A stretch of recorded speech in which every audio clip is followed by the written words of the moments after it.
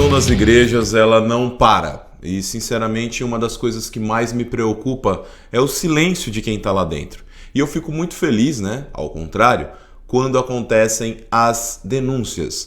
Denúncias de pessoas que têm mais notoriedade, que têm ali, de repente, mais mídia, mais público, porque acabam alertando mais pessoas. Já faz muitos anos que eu faço a minha parte de mostrar para as pessoas aquilo que realmente acontece no desacortinar, né, de muitos ministérios aí pseudo-cristãos pelo Brasil. E dessa vez quem denunciou foi o Rodolfo Abrantes, né, o ex-vocalista do Raimundos, que aliás é uma das bandas aí mais conhecidas do rock and roll nacional. Um belo dia Jesus fisgou o nosso querido Rodolfo Abrantes. E aí o resto é história. O mais legal de tudo é que a gente vê na vida do Rodolfo que realmente Jesus entrou ali, sacou? Ele mudou muitas coisas, ele mudou muitos posicionamentos e ele realmente vive aquilo que ele prega, que ele denunciou um abuso da igreja contra ele e sua esposa. E qual foi o abuso, né? O abuso psicológico, o abuso muitas vezes da imagem, né? Porque a igreja adora colocar os famosos, né, nos seus púlpitos. Vamos entrar aqui no Instagram dele, você veja que é um vídeo oficial lançado por ele, não tem montagem, inteligência artificial, nem nada disso. Olha só o que disse Rodolfo Abrantes. Olá pessoal, eu estou aqui hoje para fazer uma declaração e é um posicionamento meu a respeito dos últimos eventos que têm vindo à tona, que se referem ao Ministério Bola de Neve de Balneário Camboriú. Eu estou fazendo isso porque minha esposa se posicionou no domingo e eu esperei um pouco a poeira baixar para ter uma declaração mais firme e sólida sobre isso.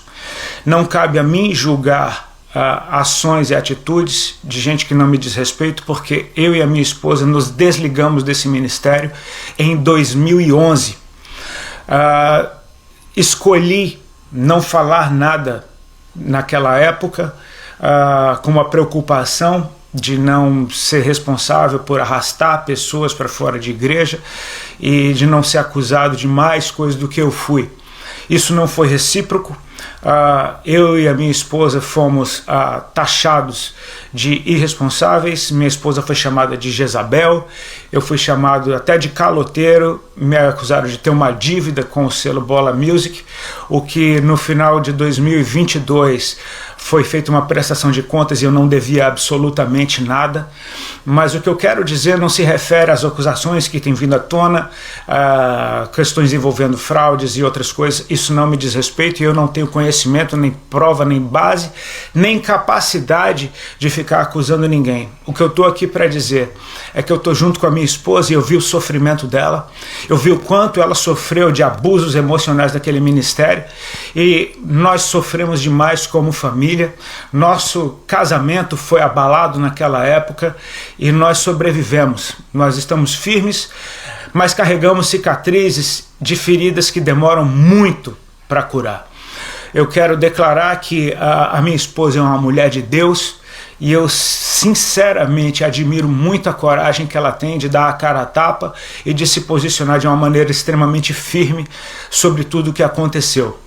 Nós chegamos a ser cobrados um posicionamento desde a semana passada, porque muitas pessoas acreditam que até hoje nós fazemos parte do Bola de Neve, ou que somos pastores do Bola de Neve, ou que somos até fundadores do Bola de Neve. Muita gente perguntou isso. Então, nós não somos fundadores do Bola de Neve, nós nunca fomos pastores do Bola de Neve, nós fomos membros daquela igreja e tentamos cooperar da melhor forma possível. Mas sim, nós sofremos muitos abusos emocionais. Eu creio que por muito do despreparo dos pastores que vieram para cá, e nós sobrevivemos, nós estamos firmes e eu estou aqui para dizer que a minha esposa é uma mulher de Deus e ela tem a minha admiração muito mais pela coragem que ela teve de mostrar a cara, de se posicionar. Ela carrega essa indignação quando ela vê injustiça acontecendo. Infelizmente, eu sou mais sangue de barata nesse ponto, só que chegou numa situação insustentável e eu estou aqui para dizer para vocês que nós não temos relação alguma com o Ministério Bola de Neve de Balneário Camboriú, e que eu e minha esposa estamos aqui para dizer para vocês que sim, nós estamos nos curando, estamos firmes, já passou muito tempo, mas essas feridas demoram demais para cicatrizar, e eu oro para que você que está me ouvindo aqui agora, se você está sofrendo esse tipo de abuso, não só na igreja local daqui, mas em qualquer outro lugar, que você lute pela sua família, pela sua saúde emocional e espiritual. Existem inúmeros lugares onde o evangelho está sendo pregado de forma sadia. Eu espero que vocês, eu conto com a compreensão de vocês.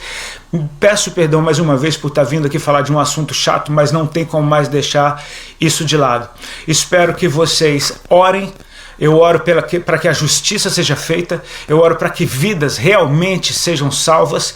Igreja é um ambiente onde pessoas chegam machucadas e saem dali curadas, e não mais machucadas ainda, tá bom? Eu oro para que o Senhor coloque a mão sobre essa situação, que a justiça venha à tona. Torço para que tenha um bom desfecho, torço para que isso não respingue em pequeninos, porque é deles que a gente tem que cuidar.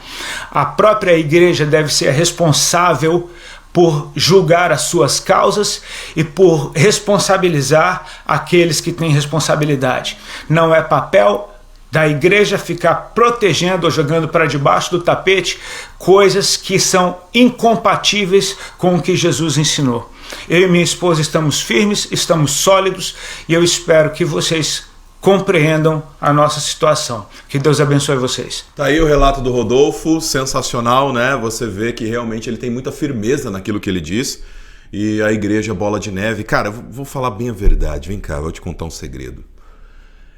Essas igrejas que tem uma roupagem diferente, colocam uma parede preta, colocam um adorno diferente, pregam em cima de tonéis, colocam pranchas de surf em cima do púlpito e fazem aquelas luzes diferentes. Sabe o que ela tem de diferente?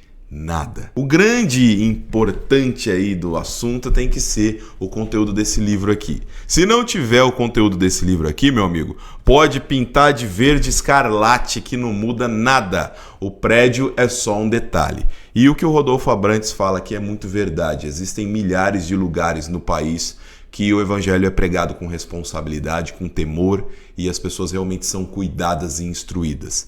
Mas, muito sinceramente, em proporção, hoje elas são minoria, porque a maioria é neopentecostalismo barato, feitiçarias modernas, mandingas gospel e um monte de baboseira que saem da cabeça daqueles que querem arrancar dinheiro, influência social e que querem usar o emocional das pessoas, o psicológico das pessoas e até mesmo a força de trabalho das pessoas para ganhar cada vez mais dinheiro e poder, porque o chamariz de Jesus ainda é muito forte para o comércio, né? Mas isso não é de hoje. Nós vemos aí até relatos na própria Bíblia, quando Jesus entrou no templo e estava aquela furdúncio de comércio, ele pôs a galera para correr, porque a religião sempre deu dinheiro para os malandros, a verdade é essa. E não dá para não lembrar desse texto aqui, né, galera? Está lá em Mateus 7, no versículo 15, que diz: acautelai-vos, porém, dos falsos profetas, que vêm até vós vestidos como ovelhas, mas interiormente são lobos devoradores.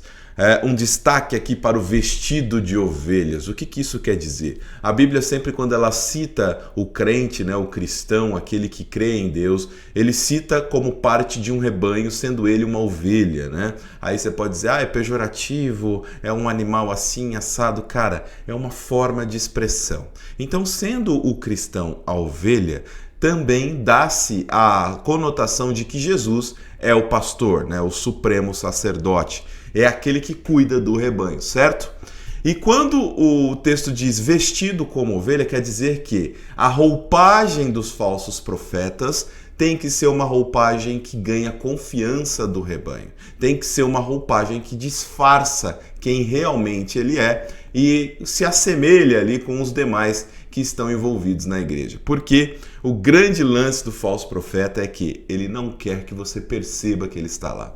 Então, esse vestido como ovelhas nada mais é do que um disfarce para enganar as pessoas menos apercebidas. E o Rodolfo ele é cirúrgico quando ele diz que, infelizmente, esse tipo de situação, esse tipo de polêmica, esse tipo de desvio comportamental de ministérios grandes respingam em pequeninos. Quem são os pequeninos? São as pessoas de menor instrução, são as pessoas que têm uma fé quase que ainda não madura, né? Vamos dizer assim, que ainda dependem muito, né, dessas pregações, dessas ministrações, ainda dependem muito da sua fé ser ajudada a ser ministrada. Então os pequeninos acabam indo atrás daqueles que estão vestidos como ovelhas, mas eles são lobos devoradores. Agora você imagina, se uma pessoa bem instruída como Rodolfo e sua esposa Alessandra, que estão nessa caminhada com Cristo já há muito tempo e que são pessoas aí letradas, que puderam estudar, que puderam ter acesso à informação, que puderam ter vários recursos. Rodolfo é uma pessoa que tem uma vida financeira muito boa. Então, se pessoas que têm tantas ferramentas assim foram enganadas, que dirá aquele que precisa do básico para viver, precisa de uma atenção, precisa de uma palavra de conforto, às vezes precisa até mesmo de um arroz e feijão para colocar no prato. Essas pessoas estão extremamente vulneráveis na mão dos lobos devoradores. E o mais triste é que essa igreja, entre aspas, de Balneário Camboriú, depois você dá uma pesquisada aí, essa igreja ela tem algumas denúncias de desvio de dinheiro, até mesmo para os donativos aí de toda a catástrofe que está acontecendo lá no Rio Grande do Sul. Porque as pessoas estão doando dinheiro e estão desviando para fazer coisas de estética, beleza e tudo mais. Dá uma pesquisada nisso que você vai ver. Não são apenas os microministérios que você vê por aí, ou até mesmo as IURDs da vida, as Assembleias da Vida, as IPDAs da vida, as do Reino de Deus lá do Chapeuzão, do R.R. Soares. Não, tem muita podridão em todos os lugares, inclusive nessas igrejas, né, travestidas de modernas, que na verdade continuam com a estratégia de 1000 anos atrás. Vou ficando por aqui e antes de mais nada eu quero que você entenda o seguinte: Jesus não mudou. Quem mudou foi o coração do homem. O homem continua querendo enganar o seu semelhante para ter vantagens. E a qualquer momento, velho, a gente vai ver toda essa porcaria, essa palhaçada ser queimada que nem fogo. Valeu? Um abraço, Deus abençoe, até mais.